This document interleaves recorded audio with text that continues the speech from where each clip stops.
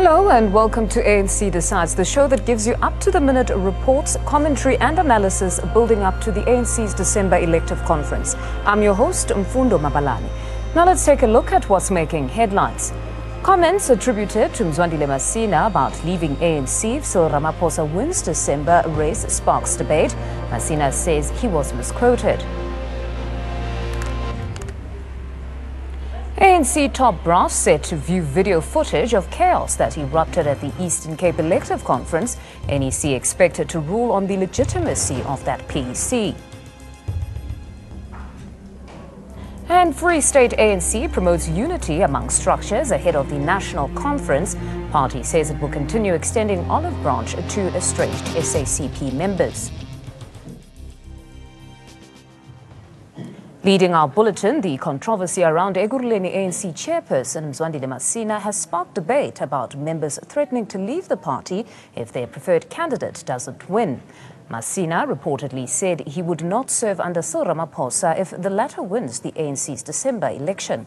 However, Masina says he only stated that he was prepared to remain an ordinary member of the ANC if he was targeted for supporting Nkosazana Dlamini-Zuma.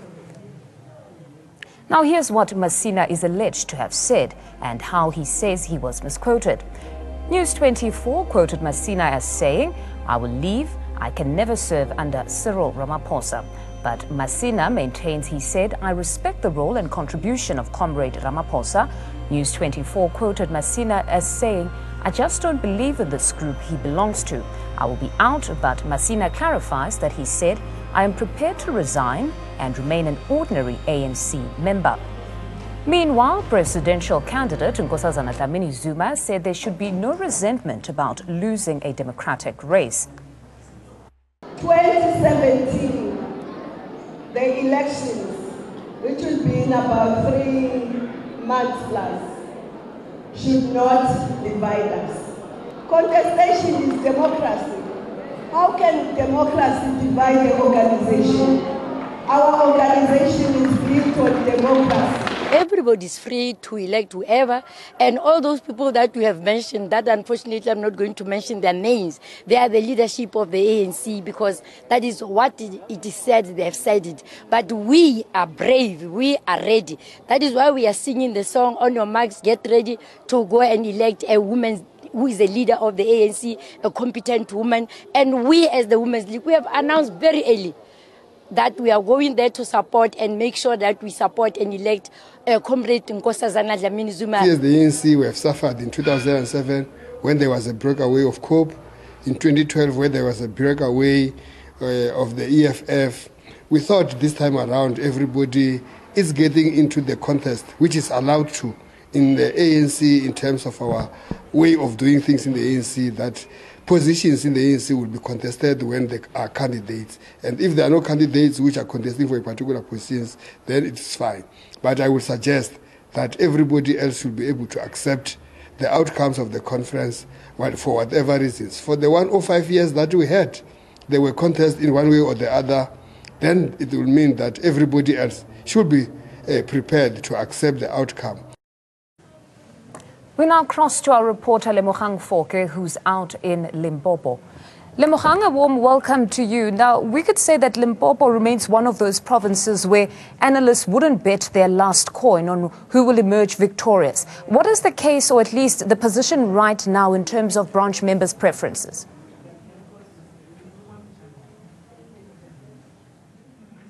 Good afternoon, Mfundo, and thank you very much indeed. We are in Polokwane this afternoon, and with regards to what you have just posed to me, Mfundo, I can tell you that what people on the ground are saying is that 2017 being such a critical year for the ANC, plagued with divisions and factions, it cannot be that what we see coming out of that national conference in December is a breakaway of members. We saw it with COPE, we saw it as well with EFF, and that could, have the ANC run a risk of a very bigger impact when it comes to the electoral count.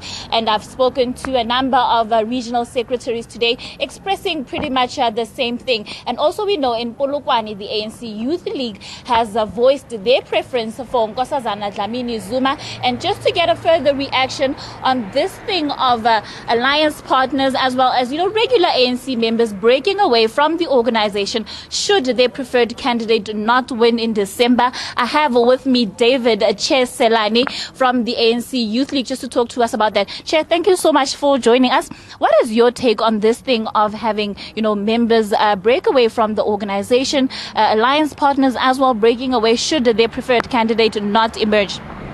No, look, such should be discouraged with contempt it deserves. Because when you are a member of the ANC, immediately when you join with that understanding that you join it voluntarily without any motive of personal gain or material advantage. Therefore, processes or democracy will forever prevail in the ANC. That comrades will be elected and those that will not be elected. There will be those that will win within that context. There will be those that will not win. But at the end of the day, those that have not won will rally behind the elected leadership in terms of our principle as an organization. So I don't think the analogy and the narration which has been circulating around the country says no, when immediately when Nkosazana lose, ourselves will leave the ANC. No, that can't be. And I think I must discourage even those that attempt to do that. Nasar, because we need to love the ANC, not individuals who are contesting. Because these individuals, like what happened in 2007, we had Mbeki. Mbeki contested, he lost to Zuma. And as a result, we love the ANC. And in 2012, Motande tried, he lost. We love the ANC. Even now, Nkosazana is going to contest. And the fact that Nkosazana will win or lose, whether she wins is a good thing for the ANC. If she loses, will forever, those that are supporting her, will forever support and continue with the African National Congress. Because we know the African National Congress, and we are loyal members of the African National Congress, not of a particular grouping. And also, Chair, what you have mentioned just earlier on when we were having a chat is the fact that what has emerged in your branch, Cyril Ramaphosa's name coming up as a preferred candidate for that branch. And also, do you think that it sets the tone for that, or does the lobbying continue even after the branches have made that nomination? Let me first indicate that lobbying will forever continue. And even if, for example, that branch has been declared for whatsoever reason, because the fact of the matter is that thieves are going all over distributing, for example, CR17 t-shirt. And what is happening is that it is an element which has got the potential to divide the membership, something that the National Executive Committee of the ANC has discouraged. To say people must stop to wear the NDZ or CR17 t-shirt going to the branch and allow the membership of the ANC. So the branch in itself is in dispute on the basis that, for example, the deployee, for example, was not there. Whoever the chairperson was not even running things properly, dictating. So there was no way in which, for example, we will report the matter. So let's put that aside. Branches of the ANC, as we are speaking, are forever going through BGM processes. And as a result, they continue to nominate NDZ. We've got a PEC meeting today, which is starting at 6 o'clock. That particular meeting, we are consolidating what in actual fact we've acquired over the weekend and even yesterday in terms of the numbers of NDZ, how many that in actual fact supported NDZ. But the fact that those branches have went through, it does not mean that you must stop even to lobby or to persuade those that have elected Cyril Ramaphosa. We are still going to engage them because many of the branch just nominated Cyril, but we find that most of the delegates are ours, like in Skukune. They are our delegates, majority of them. Yeah. Well, thank you very much, Chair Salani of the ANC Youth League in Limpopo, just giving us a breakdown of, the current status, rather, of what the race is currently unfolding as. And he's saying that the province will be holding a PGC to consolidate where the support, basically, from the branches is headed. And then I think we can get an understanding as to whether it is, in fact, Nkosazana Dlamini Zuma or Cyril Ramaphosa who still has a stronghold in this province. And moving forward, he's saying that lobbying, in fact, does not even stop there, and it will continue. They, as the Youth League, will continue lobbying for their preferred candidate. Back to you, Mfundo. Thank you very much, Lemogang, for that. We're now joined today in studio by political analyst Levin Doe, and live from the Free State in Bloemfontein is provincial ANC activist Disetso Makela. Panel, welcome to the both of you. Now, perhaps to start with you, Ms. Tendo. I mean, yesterday, Mzwandile Masina sparked this debate now around perhaps saying all or nothing. If we do not win, we're leaving the ANC. Your take on just that position before we unpack his statement, which he says that it was to a certain degree misinterpreted, but the position of some to say, if we do not win, we leave. Mfundo, I think it's important to note that the ANC, from the top to the bottom, has to be blamed for their inability to manage succession. Perceptions are there that certain individuals will not be comfortable when a candidate A or B wins or loses. And this is derived from what has happened in the past. You'll recall that the hot contest between former President Mbeki and President Zuma in Polokwane gave birth to COPE. And that was influenced by the inability of the ANC to manage succession. The ANC's 10 years after Polokwane is still not being able to manage succession. And when you make a thorough analysis of those that seem to be campaigning for certain individuals, there is an element of panic now. And what the certain leaders are saying is not actually what the branches themselves are saying. And that is the main cause of the panic that you're actually witnessing from a number of leaders. But very, very importantly, in the ANC, branches are the ones that must decide. And I think it's time for leaders to keep quiet. And then they must allow the branches to express themselves. And let them be given that space to do that without any form of influence from those that are in leadership positions. And then, Disetso, so as for you, perhaps, are we not simplistic in our understanding of this statement? It is the Cyril Ramaphosa camp. Perhaps we can just be out there now and no longer say some candidates. It is the Cyril Ramaphosa camp. Are we not being simplistic in our understanding of that specific statement to say that here, these people are actually meaning that we differ fundamentally, and for that reason we cannot stay? But it's not that it's sour grapes contrary, we just don't want to be a part of it if we don't lead, but that they differ fundamentally. It wouldn't be okay of them to continue to stay.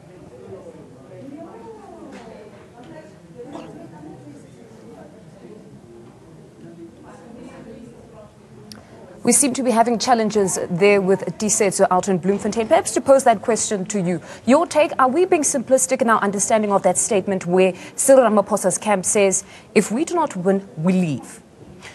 I think we need to look at a bit of a background. You will recall that there are those who are saying that we need to follow tradition in the ANC, that the deputy president must take over. And there are those who are saying all members in the ANC are equal and they must contest equally. And both these two groups are very much correct in their own reasoning, because the tradition has been there. And if you talk about tradition, you actually defeat the essence of democracy. But I think another aspect as well is that democracy that has been preached by the ANC for a very, very long time seemed to have become the enemy of the ANC, especially in the manner in which it's being practiced within the ANC. Because instead of bringing ANC members together, the very same democratic system in the ANC is actually pulling them apart. That is why you had in the past few months a number of provincial leaderships trying to come together so that they should avoid this hot contestation so that because they've actually realized that in the past it has not been practiced in a proper manner. There is an emphasis on lobbying in the ANC, and that is very much healthy. But I think there are some people that are lobbying in a manner that is destructive to the ANC. There is mudsliding, there is bad, people are talking bad about certain candidates, and they actually forget that the ANC still has to live beyond the conference in December. And the very same things that they are doing, they are not building the ANC, they are actually destroying their own party. Now, Disetso, perhaps we can attempt again. Welcome to you. As an ANC member, you would be privy to the manner in which the ANC handles conflict or how you go about resolving issues such as this one. We're concerned because as ordinary citizens, we're seeing that everybody is addressing the matter of those who have threatened to leave, but we're not hearing of perhaps internal measures taken by the ANC to ensure that Cyril Ramaphosa's camp doesn't leave. Is there something happening perhaps behind closed doors where they're engaging them to find out what do you differ on so fundamentally that if you were to lose, you would feel the need to walk away? Well, thank you very much. I would not be in a position to speak on behalf of the African National Congress Executive Committee and in terms of what is taking place. But I will speak as an active member of the African National Congress to say that each and every member of the African National Congress, when they join the ANC, they commit to an oath, and that oath states, amongst others, that one shall defend the unity and integrity of the organization and its principles. And one of those principles is the principle of electing leadership. And the principle of electing leadership is well captured in an ANC document called Through the Eye of the Needle, developed by ANC LEC in 2001.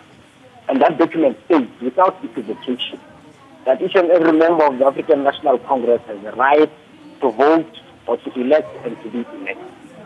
So those who are actually casting aspersions, even before the actual process of election takes place, are actually moving contrary to what the principles of the ANC are expecting. They are actually moving contrary to what they committed to in the oath of membership. And remember, the African National Congress National Conference is taking place in December 2017. It has not taken place. So it is only the branches of the African National Congress, which constitute 90% of the delegates, which will then take a final decision in terms of who shall lead. So whoever is actually pronouncing in terms of when this candidate does not emerge, we will leave. They are actually creating panic amongst the members of the African National Congress and society in general. And I believe it is malicious lobbying which must not be allowed in the ANC. And I expect the African National Congress National Executive Committee to actually speak out against such tendencies, because such tendencies are not only actually destroying the image of those members, but they are also destroying the image of the African National Congress and its capability to actually advance the national democratic revolution. And I will also expect that the ANC will roll out a comprehensive program of political education amongst all members of the ANC at all levels, because I believe that through political education, members of the ANC and leaders of the ANC will further be reminded of their role to play in terms of advancing the national democratic revolution, and understanding that leadership succession in the African National Congress is not managed, but it is a process that is there in terms of the democratic principles of the ANC. No, some interesting points that Disetso makes there. But perhaps to take you back, Levi, to the tradition element. I always ask this. There's always those that acknowledge some sort of a tradition within the ANC, while others deny such a tradition. But key to this, or central to this, is Jeff Radebe, a policy man. He has been there from the beginning. But he's now contesting if such a tradition exists. I'm just moving from that position.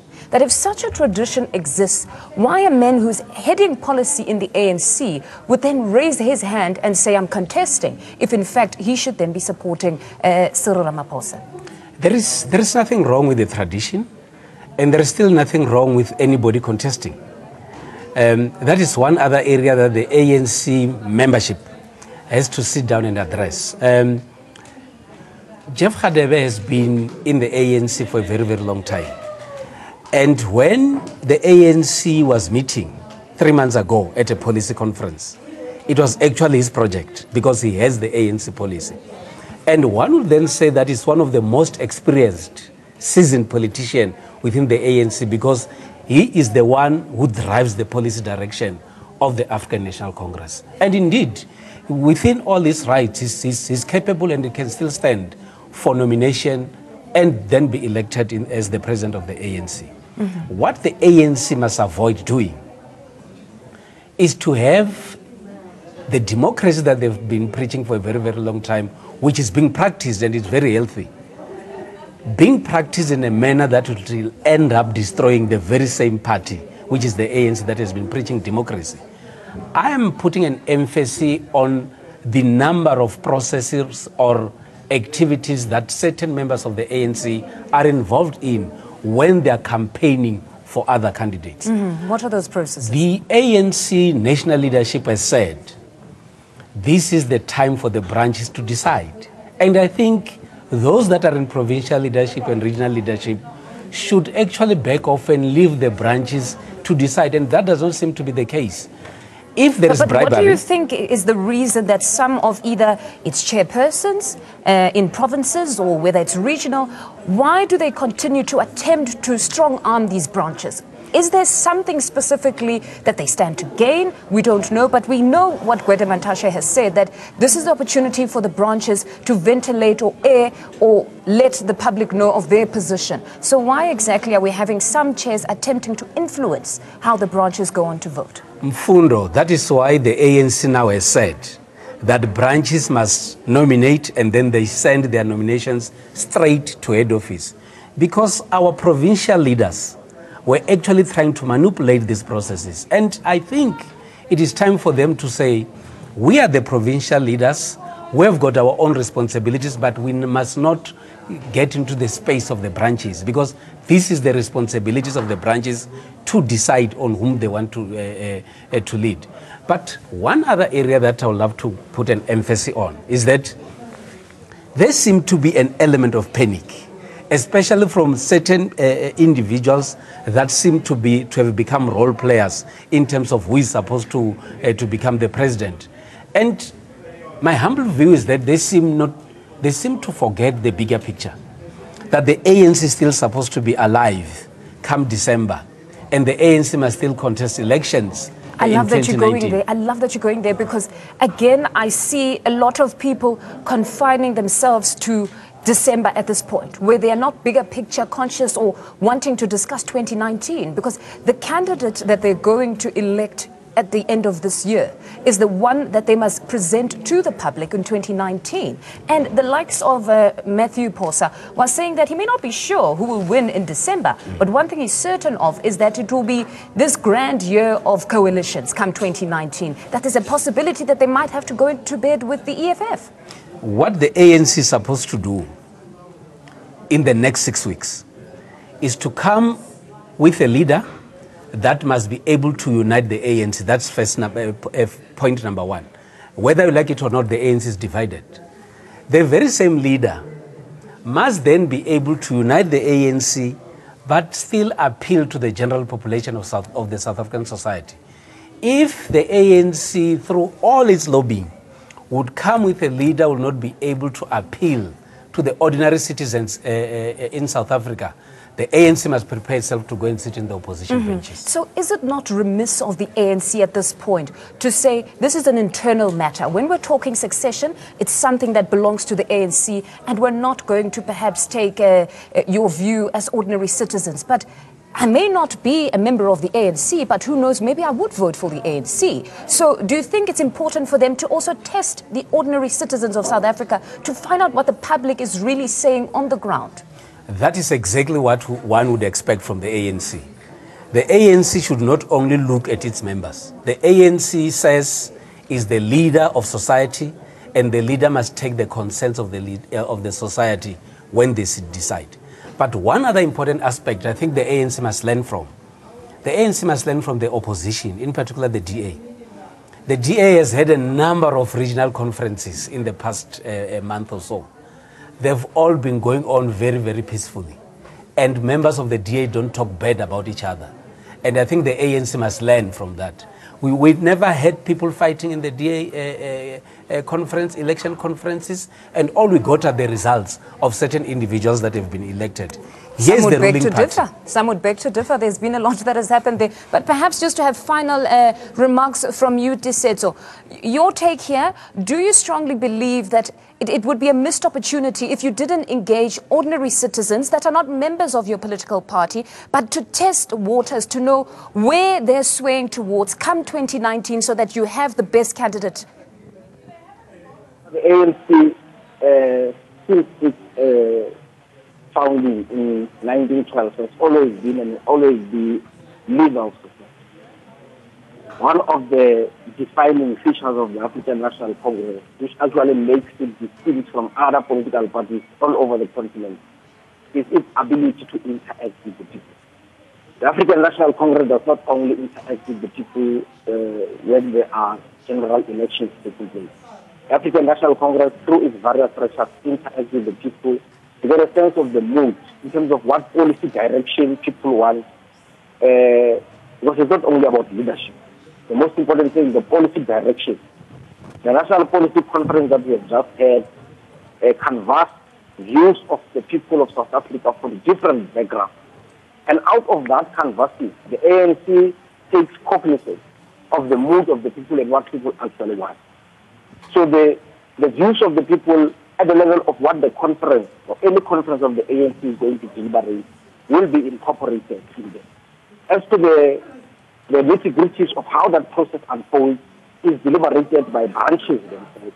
Because when branches nominate and motivate for leaders, they use a number of motivations, and all those motivations actually involve what society is thinking at a given point in time. But the point that I wanted to make at this is that where you and the other guests related to provincial leaders making pronouncements, it is important to remind everybody that leaders of the ANC... No, Tisetso? No, certainly noted. Great point there.